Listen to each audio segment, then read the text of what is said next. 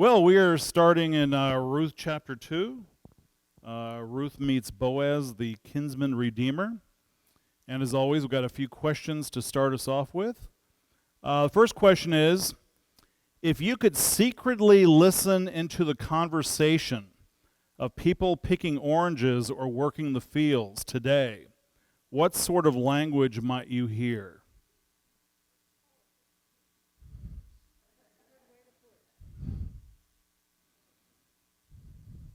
Well, you may not be able to understand it, first of all.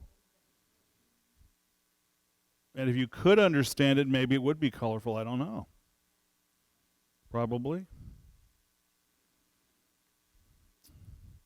That's kind of a hard one, isn't it? It's a hard question to kind of imagine. Why do you think Boaz noticed Ruth so quickly gleaning with the other women in the field? So, here she is with these other women in the field. He kind of comes up. We'll see that today or this evening. But he notices her right off the bat. What? Good looking and a hard worker? Yeah. Yeah.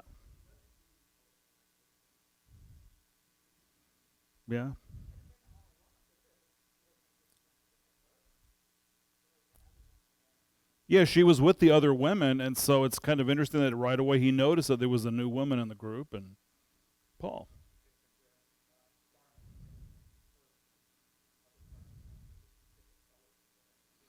I didn't even think about that, but that's a very good point. Uh, keep that up, Paul, and I'll give you the gold star. I like that. I didn't even think about that. Other thoughts? Yeah, I just pretty much assumed she was good looking, and I know from working in secular business, whenever there was a new person, you right away, all the guys usually check out the female. So, why do you think Boaz showed concern for a strange woman from a pagan country? I mean, just to kind of add to that, the Jews were notoriously prejudiced people. And so here's this strange woman. She's from another country, and yet he's going to show her some really, very nice hospitality.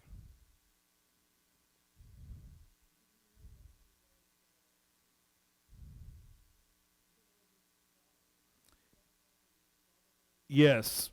Yes, that's exactly right. He does find that out. And, yeah. All right. Why do you believe people are afraid of showing their weaknesses or vulnerabilities?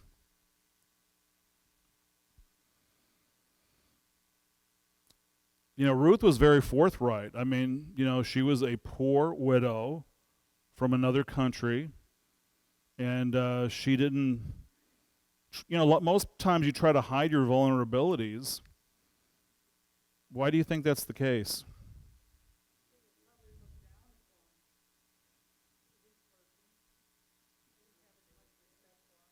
They were looked down upon? Yeah. And Roger, you said something. I think that's it. I think it's sinful human nature to take advantage of somebody who's disadvantaged. I really believe that. And, especially here in Florida, you see people always trying to take advantage of the elderly. There's constantly, scamming on the phone or, somebody trying to do this or that or the other. And I just got one of those Grady Judd recordings the other day of how people are now calling saying that your loved one is in the jail, and how you heard that already, and they want you to, they need bail money or whatever the case might be. So, yeah. Well, if you're a single man, what qualities would you look for in a potential wife?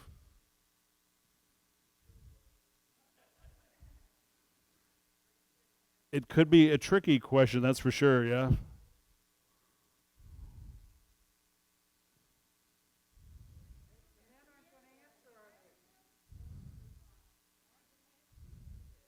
I heard loyalty. truthfulness, kindness. You might as well marry a Boy Scout then, right? The Scout is trustworthy, loyal, helpful, courteous, kind, obedient, cheerful, brave, clean, thrifty, and reverent. And she'll do a good deed every day. Thank you. Yeah. So, but wouldn't a dog give you all those things that you need? Love, loyalty.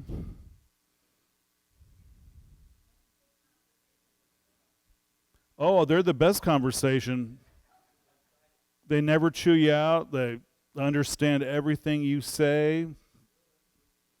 Yeah. So that means that the man values the women for their ability to work. Hmm.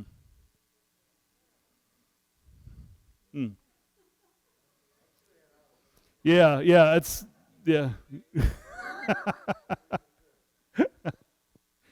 Okay, now if you're a single woman, what qualities would you look for in a potential husband?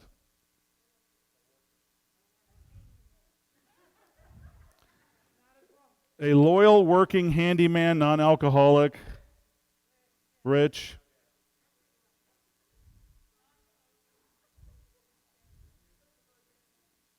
Has to be good looking, right?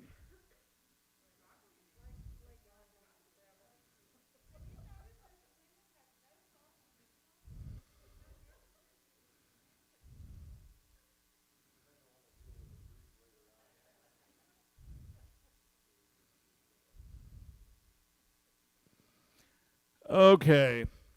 Can you have a partnership if one person only gives and the other only takes? Right. That's true in whether it's a marriage partnership or whether it's even ministry partnerships, right? I mean, there's got to be give and take on both sides for there to be a relationship. If not, then there's no relationship, really.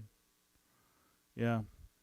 And we don't want to think of a relationship being give and take, but it is.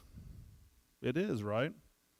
Because biblically, we've talked about this many, many times before, that the woman complements the man and the man complements the woman, and she has abilities and skills that the man can't do, and the man has abilities and skills that the woman can't do. And so we're not egalitarian, but we are complementarian, right? Yeah. Is there such a thing as a free lunch?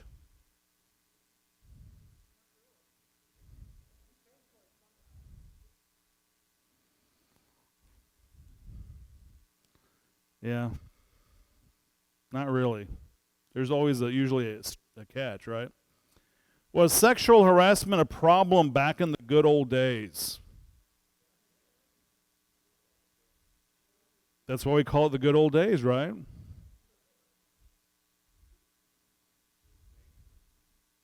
It's nature, huh? And it could be reversed too, right?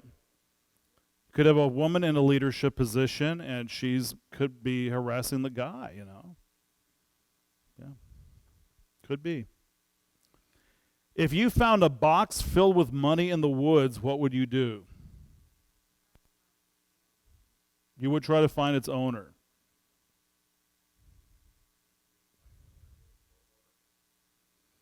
Hey, I like that. If you can't find the owner, give it to the Lord, right? Yeah, those are good answers.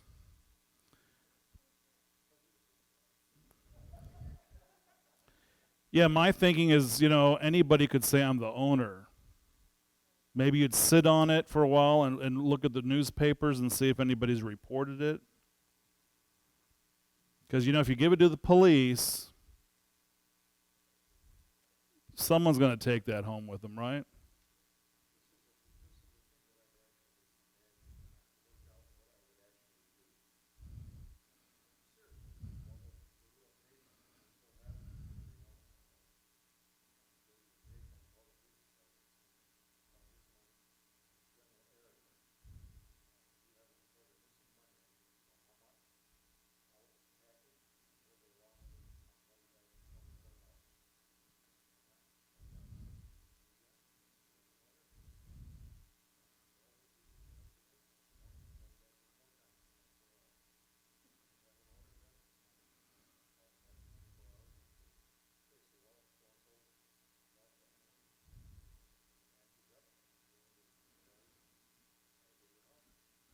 I would demand a copy of every serial number. Yeah.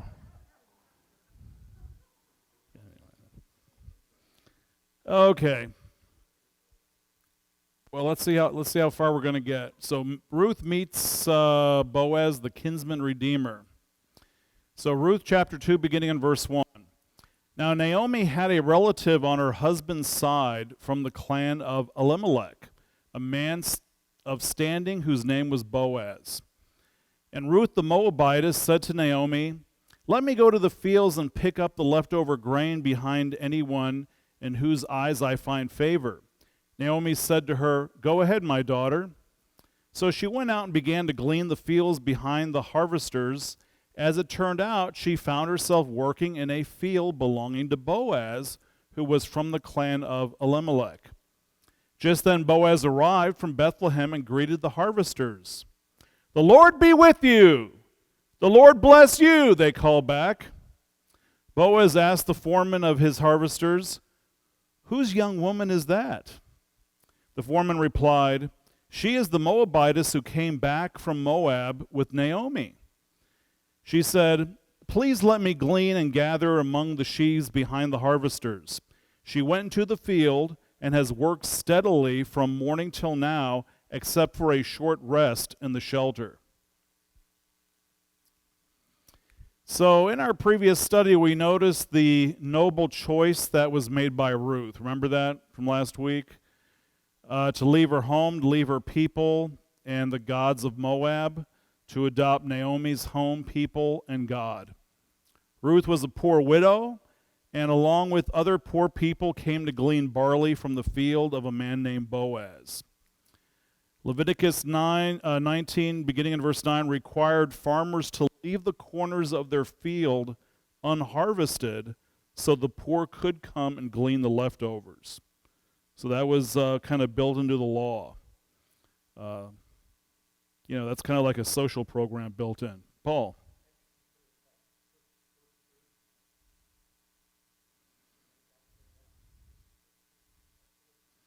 Yeah, I didn't think about it that way. You're heading for going further, Paul.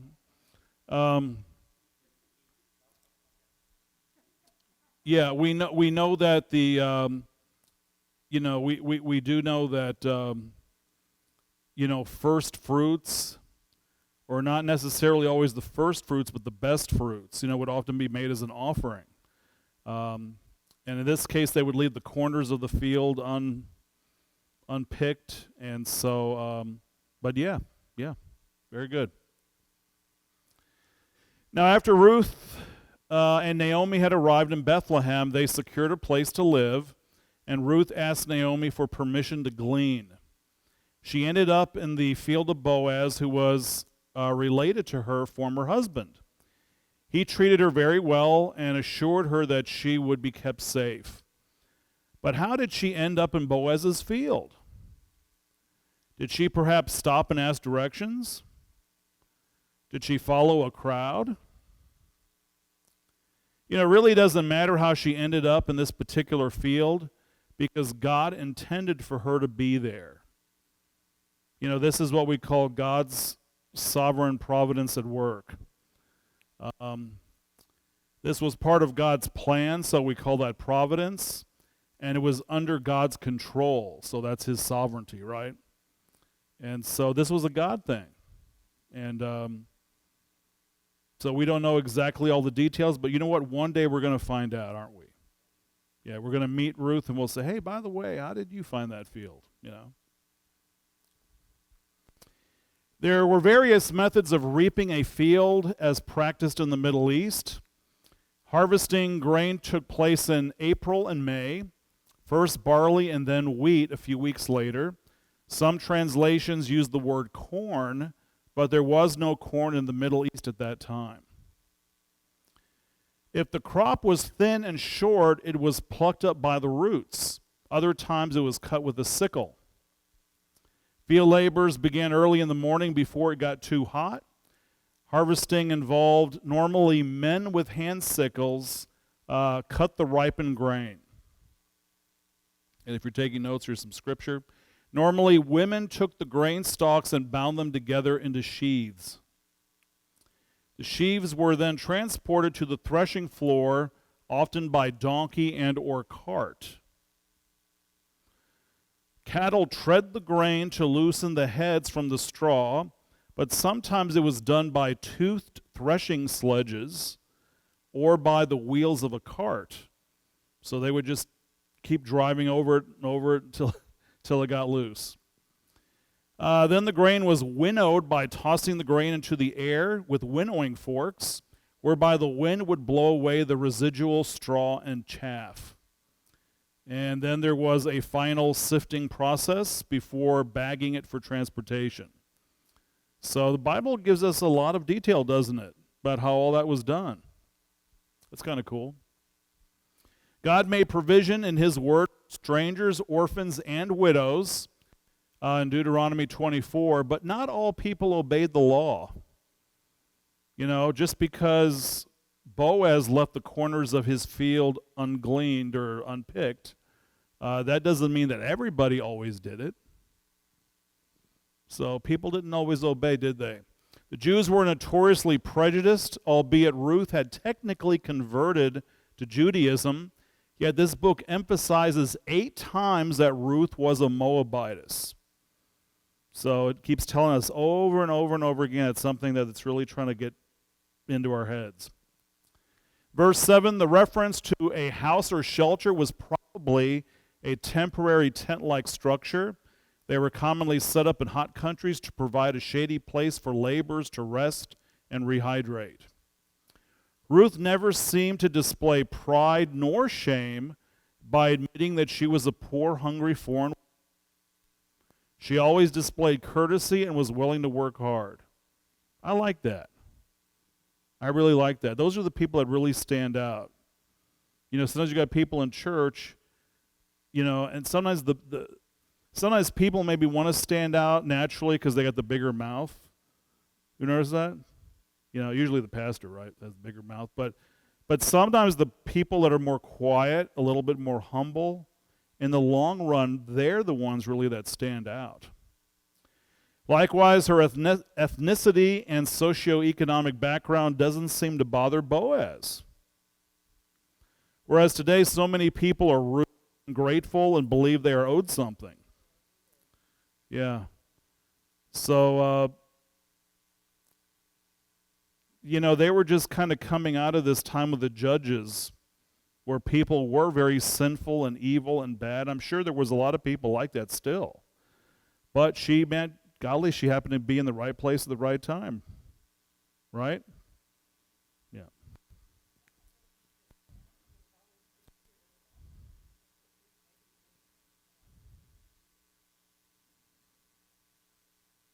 What do you mean?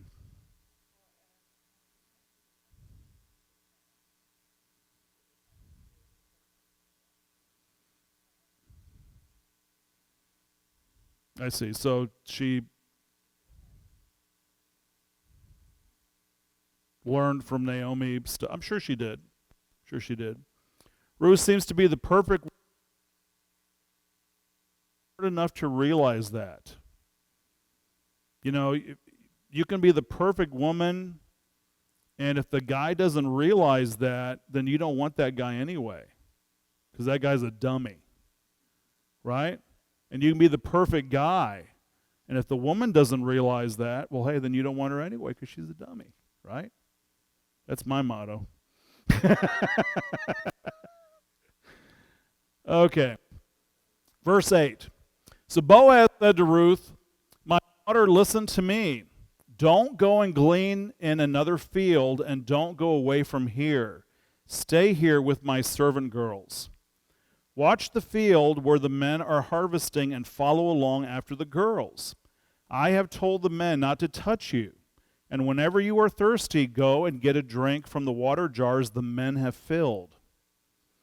At this she bowed down with her face to the ground. She exclaimed, "Why have I found such favor in your eyes that you notice me, a foreigner?" Boaz replied, "I have been told all about what you have done for your mother-in-law since the death of your husband, how you left your father and mother and your homeland and came to live with a people you did not know before. May the Lord repay you for what you have done. May you be richly rewarded by the Lord, the God of Israel, under whose wings have come to take refuge. So we can see that last verse there. I mean, he's pronouncing a blessing or a prayer upon her. And boy, it's really nice, isn't it? Wouldn't it be nice if we went everywhere and it was like that? Yeah.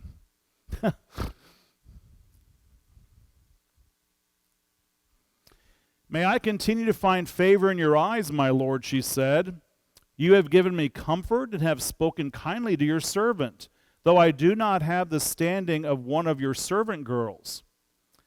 At mealtime, Boaz said to her, come over here, have some bread and dip it into the wine vinegar.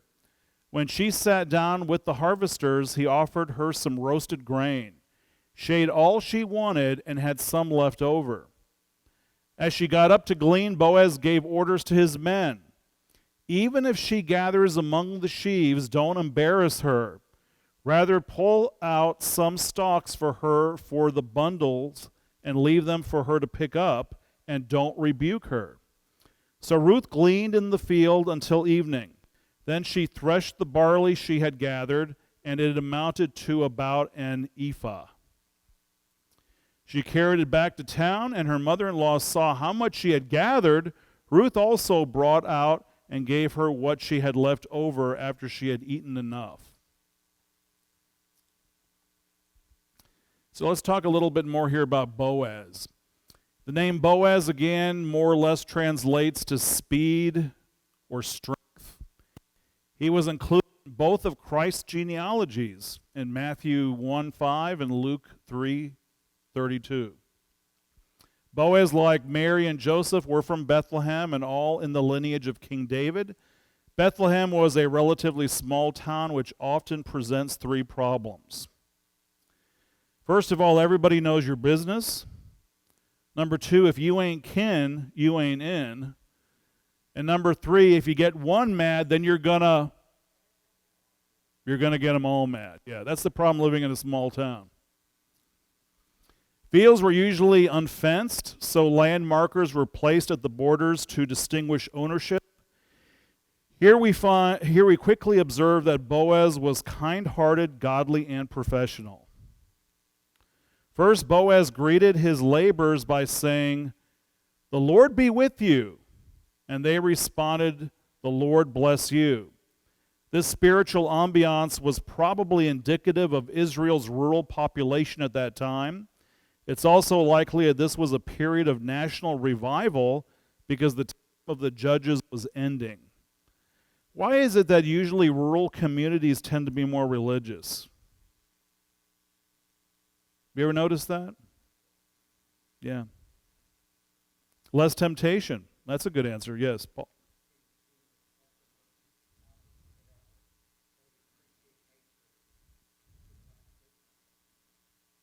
That makes a lot of sense. Yeah, that's very good.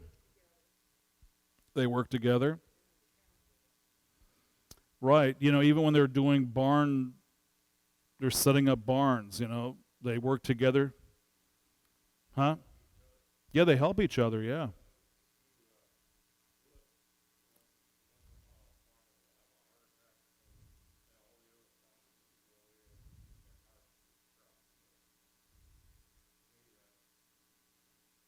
That's great, isn't it? Yeah. And you go to the big city and people, may not even acknowledge you or say anything to you and it is a fact that usually most people that live closer, the closer they live to the coast, the less likely they are to go to church. I don't know if that's because maybe they got more money or something, but sometimes we get caught up in our own self-sufficiency that we forget that we're completely sufficient upon God. Secondly, Boaz greeted his foreman and overseer whose job it was to make sure the right field was harvested, superintended the operations in the field, supply provision to the reapers, and pay the laborers in the evening. So he, greets the laborers, he greets the foreman. I like that. I like courtesy. I like that etiquette. Many people may bless you to your face, but curse you under their breath as they walk away. You notice that this greeting prayer was expressed by both parties. They seemed to be just happy people, And they needed each other, right? He needed the laborers, and the laborers needed employment. The pious and kind language between Boaz and his reaper shows that they were godly people in Israel. True godliness will teach a man to behave properly in all places and conditions. True godliness will keep harmony among family members. And true godliness will cause mutual love among persons of different ranks, roles, and responsibilities. Yeah, that's true. We all have different ranks, roles, and responsibilities in life, and yet the fact is we need each other, don't we? And we realize that. I forgot now if it was, maybe I'm just completely off base on this, but I don't know if it was Bill Gates or somebody I heard made it a point of every day when he went to work, he would say hello to everybody, and especially to the custodian. And I thought, wow, that's really nice that he did that. But that was an important thing that he did. And I think generally speaking, I think if you give people respect, generally you'll get respect back. But if you act snooty to people, then after a while they're going to resent that. Good people tend to give with no strings attached, but great people take it a step further by also protecting those that are disadvantaged. Boaz seemed to possess many Christ-like characteristics. So he was a pretty good guy, wasn't he? Pretty good guy.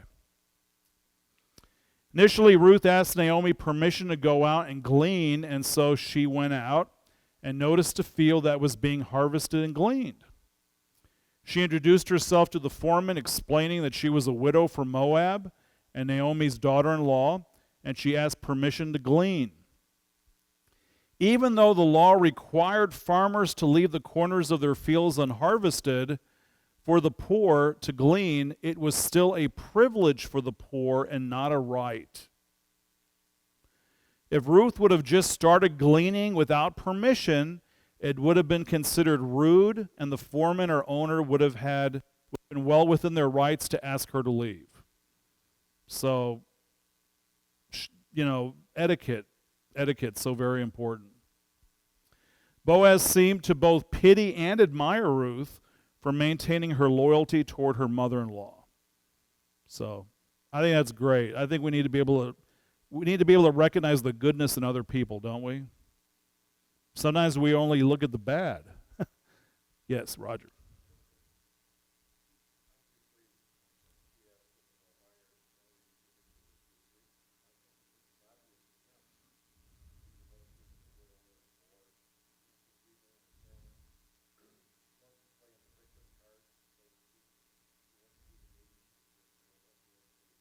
Yeah. And I respect that. She admitted her problem, but she didn't sit there and, woe me, I mean, she went out there and she worked, I really like that. So what does Ruth receive from Boaz? First of all, Ruth was instructed to not go to other people's fields. Ruth wasn't to glean with the peasants, but with the servant girls that were harvesting.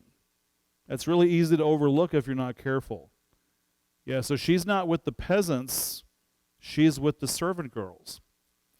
Ruth was encouraged to drink freely from the water vessels that the men filled.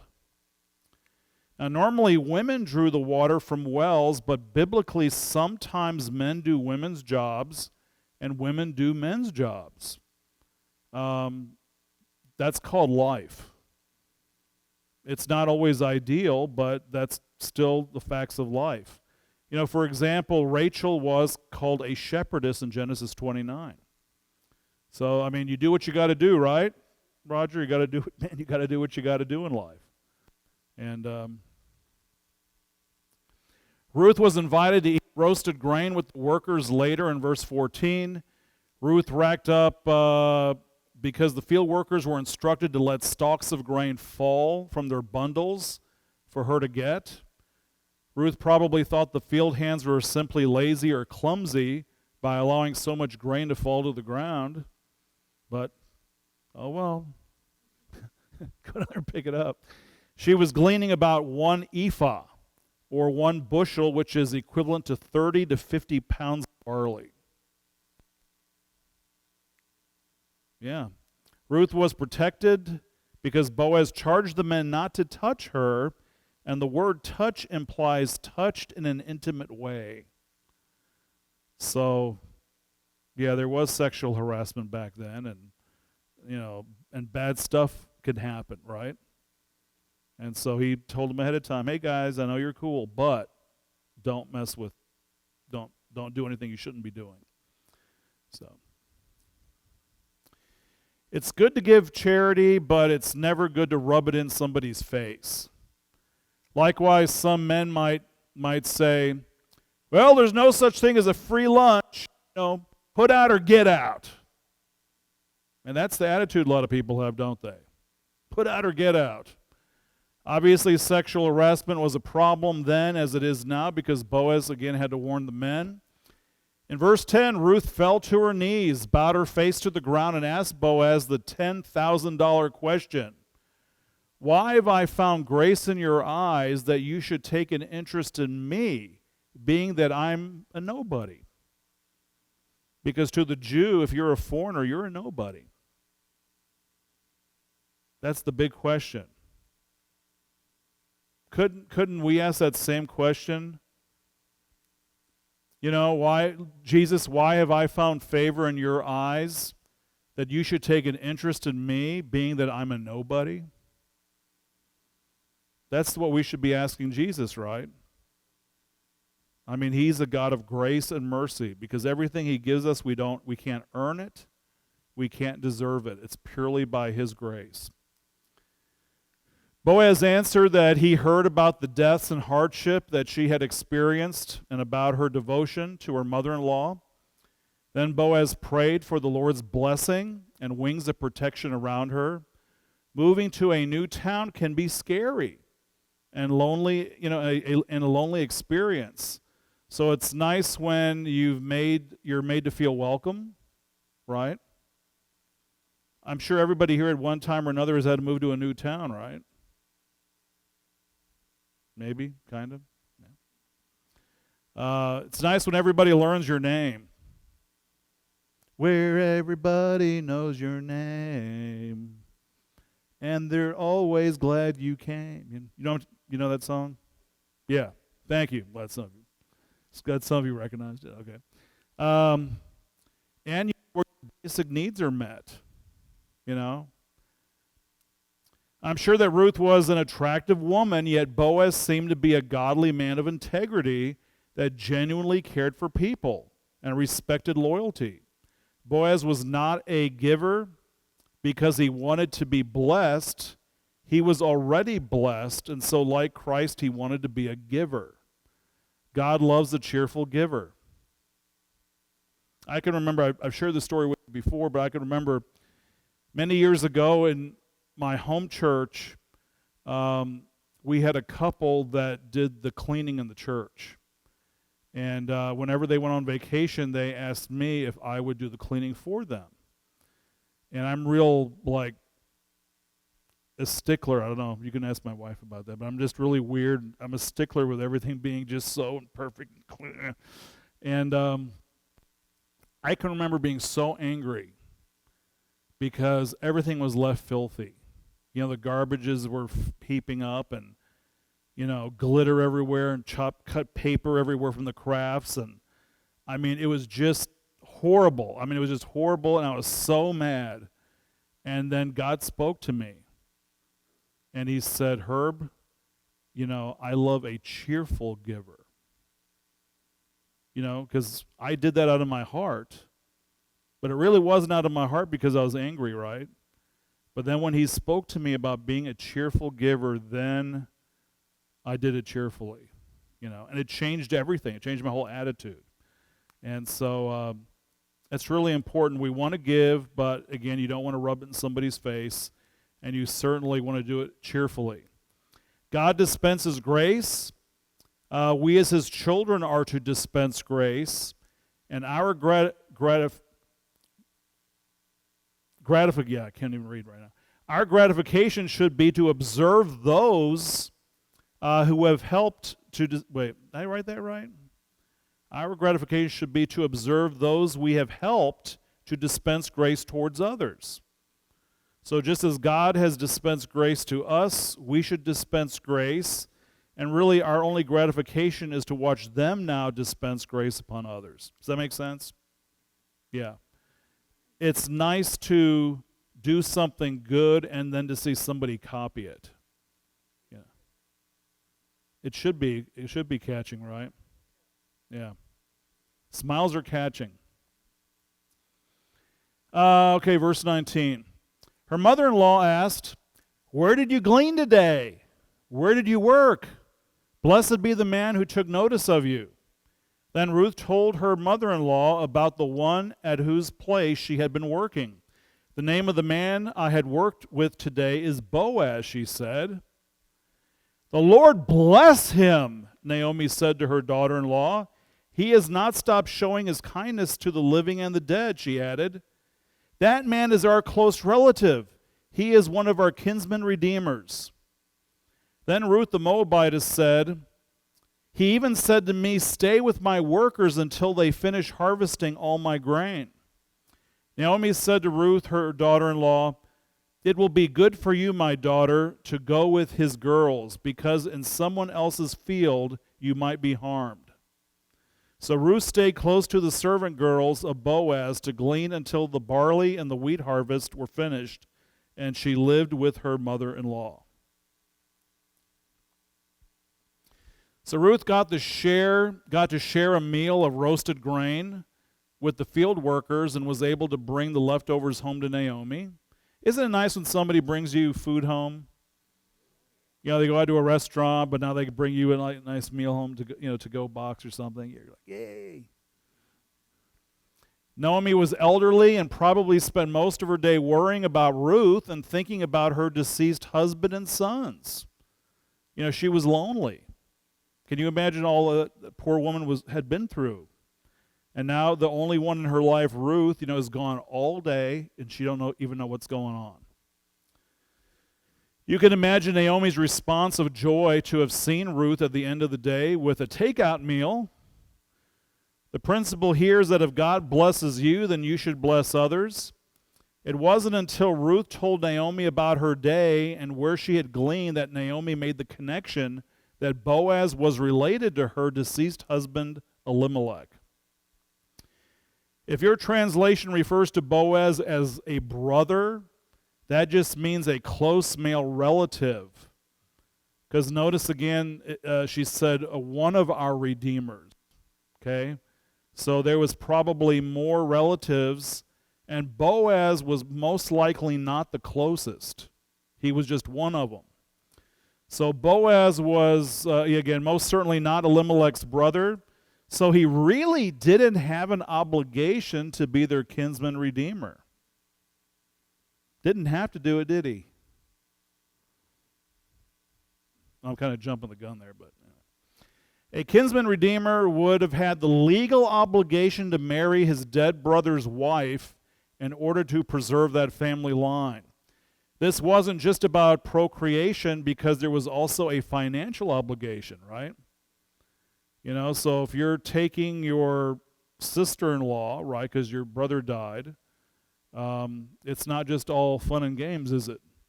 You've got to take care of her. And when the kids are born, you got to take care of the kids, right? There's an obligation. Naomi must have felt her first spark of excitement in a long time. Yet she remained cautious as she gives Ruth some advice. And keep in mind that Ruth was taking care of her mother-in-law by doing most of the work, supplying the food, and making the money to pay the rent. She's doing it all. And now here the mother-in-law wants to give her some advice. She could have said, you don't have to tell me anything. I'm doing all the work. You're eating. Just enjoy it. I'll be okay. She could have said that, right? But she doesn't do that, does she? So by God's grace, she was doing pretty well, yet notice that she remained humble by listening and obeying Naomi. Verse 22, Naomi agreed that Ruth should stay with the women laborers in the field. If she was to stray into another's field or associate with other men, it may imply that she was looking for a husband and displeased Boaz in the process. So yeah, if she's looking like she's going from man to man to man trying to hook up, that would have turned Boaz off. Would that turn you off, man? It would, yeah, turn me off, yeah. Naomi may be elderly, but she's experienced and wise and has already discerned Boaz's intentions toward Ruth. Doesn't Scripture state that the older are to instruct the younger? Yeah, it's very clear in multiple scriptures that the older men are to instruct the younger men, and the older women are to instruct the younger women. And we've lost that in our society, especially in the Western church. That's done a lot more in other countries, but not here. Here they don't respect the elderly anymore. I don't know if it's the generational gap because of technology and I don't know if that's part of it. I'm sure it is part of it, but, we may not know how to do everything, but I'll tell you, you put us in the middle of the woods by ourselves with a bear. And I'll tell you what, when we get hungry enough, it's that bear that better watch out for us. Because we'll kill that sucker and we'll eat him. Okay, because we're dangerous, okay? But you put these young people out there, and they're just going to run away and end up starving to death, right? Because they don't know how to live. They don't know how to do stuff. They don't know how to survive. So, again, we need to respect our elders. So who are you mentoring? We're all older people, more or less. Shouldn't we be mentoring somebody? And we live in a society where that's really hard to do because they don't listen, they're not receptive, right? Likewise, the young should take Ruth's example by rendering lowly service to those around them. Notice that when Ruth was not working, she stayed home. It says that she lived with Naomi, right? Back in Genesis 34, Dinah was curious about how the pagans lived, but her disobedience ended in disgrace. Remember, she was taken advantage of, and she didn't do anything wrong. It was the other people that did something wrong. She really wasn't doing anything wrong, but it wasn't not ladylike for what she was doing, by going out alone, unchaperoned, and, looking at how the pagans were living. And so, turned out to be a bad deal, right? Okay, let's stop there.